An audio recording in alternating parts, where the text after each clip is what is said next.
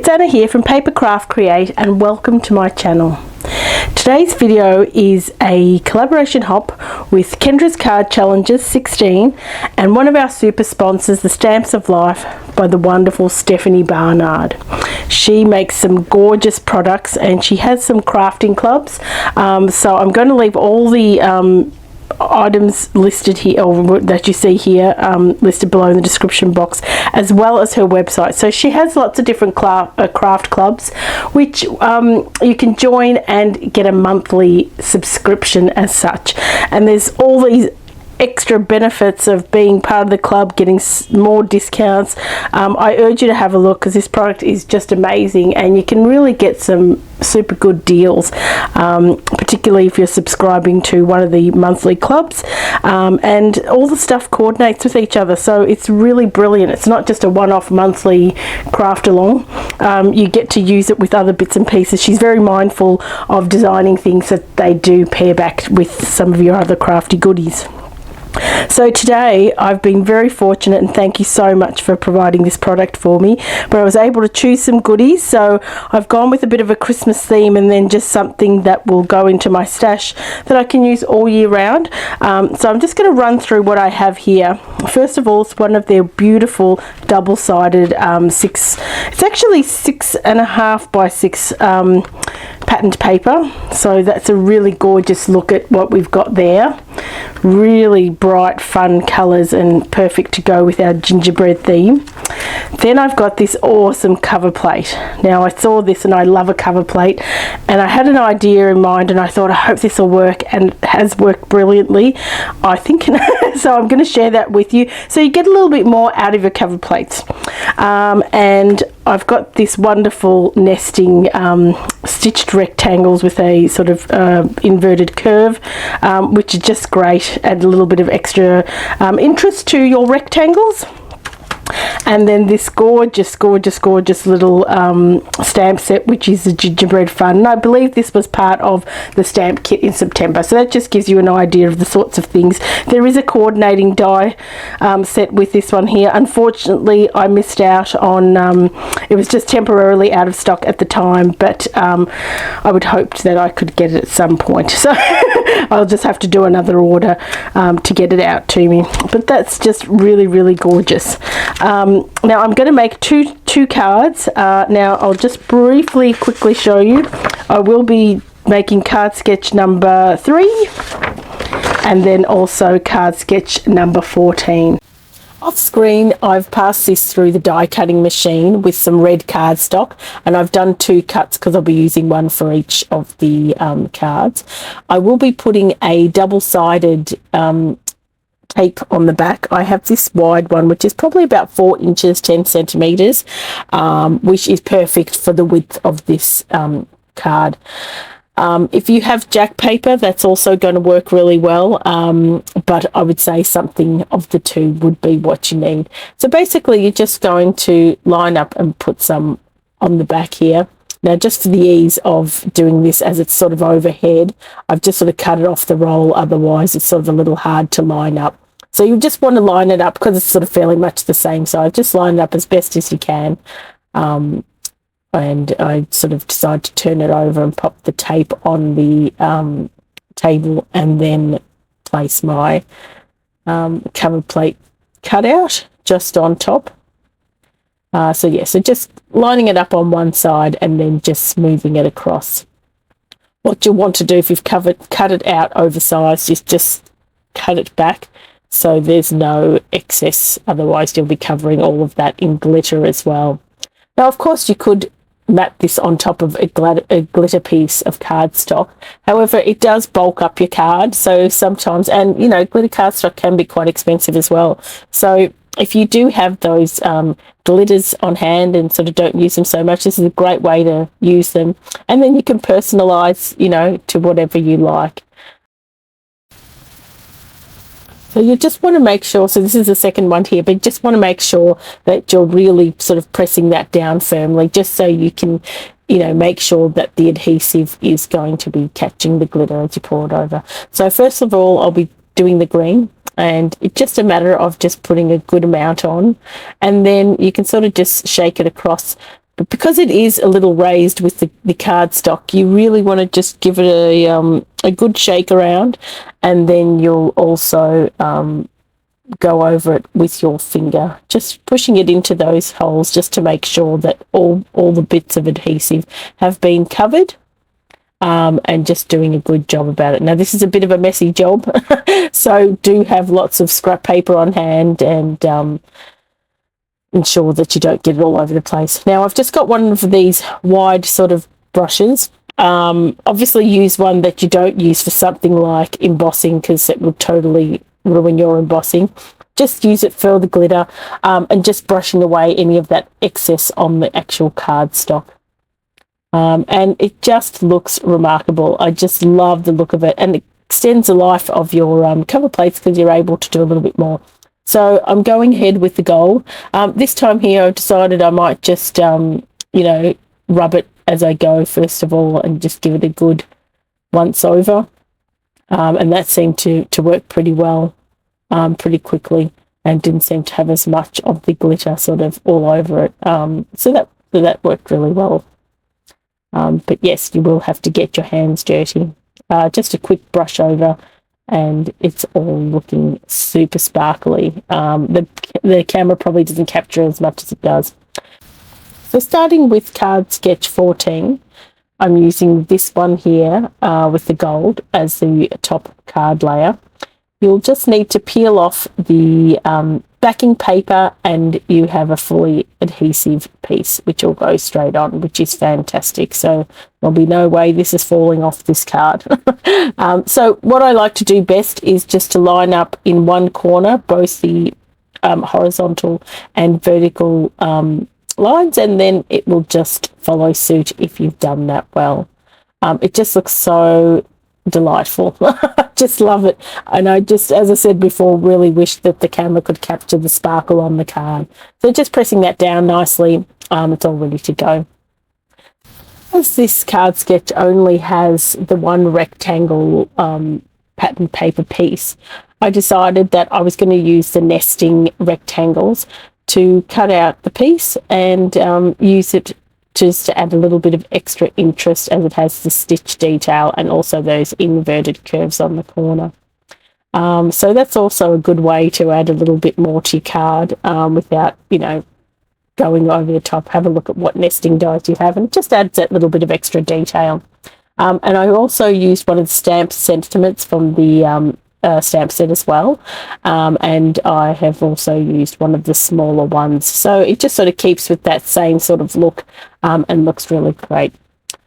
So I'm just popping that down. So I've used some glue just to make sure that adheres really well, because a lot of texture and stuff going on there. And I'll pop my sentiment on just with some double-sided tape, foam tape, just to raise it a little bit, which will be really quite good, lifting that up.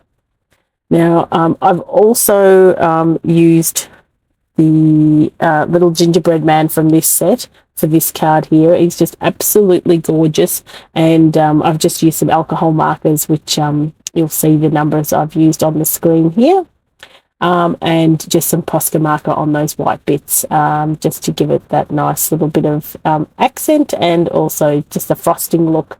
So I've also popped him on some double-sided tape, but I've only on one side because both of those will be level. I'll just put a little bit of glue just to attach it to the label. As mentioned earlier, this is part of a hop, and once again the wonderful Cards by Kendra is offering a digital prize. So just get around, watch all the videos from the playlist, and then head to the Google form by the 30th of the 10th, so you can go in the running to win a digital prize from Kendra. So this is the next card sketch, and I'm using the green glitter back. Now what I'm going to do is actually use all these little bits that I've saved. So not all the pieces, but all the bigger pieces. There was like a glove, quite a few stars, and then the center bit of the bonbon, which is just a little rectangle. I've just collected all of those, and I'm going to use them as shaker elements in a shaker card for this card, which is getting even more usage out of that cover plate. So I'm really making the most of all of this. I just thought when I saw all these bits fall out, I thought, oh, they make great shaker elements. So once again, I'll just be attaching that to the top of the card, and that'll be the card front. So if you've never made a shaker card before, I'll just run through a very basic example of making one. So first of all, you'll start with some sort of frame, and putting some double-sided tape, I find, is the best way to go with it. Liquid glue sometimes can be just a little bit slippery, and I find that also if there's too much glue, particularly if you're using things like sequins and so on the inside, it can become quite staticky as well. With the paper, not so much a problem. So just some good double-sided tape, and then obviously just peeling those off, and then we'll be putting our acetate window, which will become obviously the stopper so our shaker bits don't fall out. So we'll just line that up, and then just press quite firmly on that double-sided tape so there's no little holes or gaps. So that becomes the top layer. So next what we'll be doing is putting our double-sided tape on the inside there. So we just want the double-sided tape there just to create like a chamber so that our little bits won't fall out. And obviously the double-sided foam tape will give it a little bit of height as well so that we can get that shaking motion happening. And the great thing about these is that they're flat, so you don't need super thick foam tape, but you do need maybe 1 or 2 mils just so that you can get some shaking happening. Ideally, you don't want any gaps between the 4 corners, so that nothing will fall out once you shake it around. Now with this one here, I'm actually going to, it's an adhesive tape, but I'm also adding a little bit of liquid glue just because it's going onto a textured backing of like a white glittered cardstock. I just thought it'd be really nice just to have quite a stark white background, so that those red shaker pieces really show up inside. So I'll put my bits in. Don't overfill it or underfill it. As you make a few, you'll work out what amount is good. And we'll just pop our cover on in just a minute. Now we're going to have to leave that to dry for a few minutes just so that we can make sure that that's all intact and we won't have anything falling out on the card itself. Now I do want to make mention that the Stamp of Life company, they've donated a $25 gift voucher as one of the prizes you could win when you enter in your own cards in the Kendra's Card Challenge. So hopefully you are all familiar with Kendra's Card Challenges, but if not, I've got all the details linked below. It's a wonderful card making challenge that runs from, this one here runs from October 1st through to December 31st, 2024. So, get in there and, give it a go. So you just need to follow the links. You can join Kendra's Patreon free of charge to download the current challenge templates for cutting templates and the card sketches themselves, and then you can just follow along to the cards to the T, or make them your own by adding in your own elements, putting a matting layer in or taking one out, and it's such a great fun community. So you just need to enter those finished cards on the Facebook group, but all those details can be found down below. Moving along with putting this card together, I'm using the little gingerbread girl in this card sketch. Obviously same colours, just with the addition of the green, and once again using the white Posca marker to add that frosting detail, and of course the gorgeous little bow that goes on her head. So I'll just glue that onto her, and then I'll be looking to put my shaker element on. Now, if you haven't had the chance to check out the Stamp of Life website, I really urge you to go and have a look. They've got some amazing products, and I've had so much fun playing with these. I can feel another order coming on which is really quite fantastic. But you know, they have some really fun products, and you know, once you become club members and so on, it seems that there's more and more discounts, and you know, so much value for money. So yes, so now I'm just popping on my shaker element, and I've done a double dosage, I think, there of dry and wet adhesive, just making sure that does stick on. And I've white embossed on some red cardstock one of the smaller sentiments, Baking Spirits High, which is really cute. And I'll be just, you know, I've just bannered that, and we'll be having that underneath. So I'll pop that on top of the frame, and then I'll sit my little gingerbread girl on top there. So I'll just glue that one there on. Now we're just about done with putting the two cards together. So a few things just to mention. Firstly, if you haven't checked out Kendra's card challenge number 16, I urge you to do so and have a go. If you haven't had a go before, there's lots of details. There's also a link in the description box for the introductory video, so you really get a good grasp of what the whole challenge is about.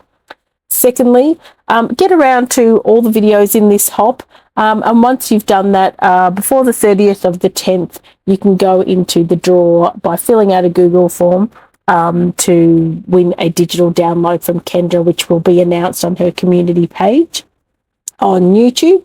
And then thirdly, once again, thank you so much to the Stamps of Life for being a supporter of the Kendra's Card Challenges.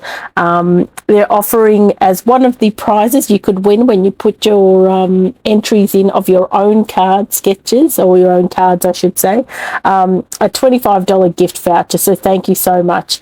Your support is what keeps this challenge going, and making it fun, and, you know, giving people the opportunity to win some awesome crafty goodies. So thank you so much for watching.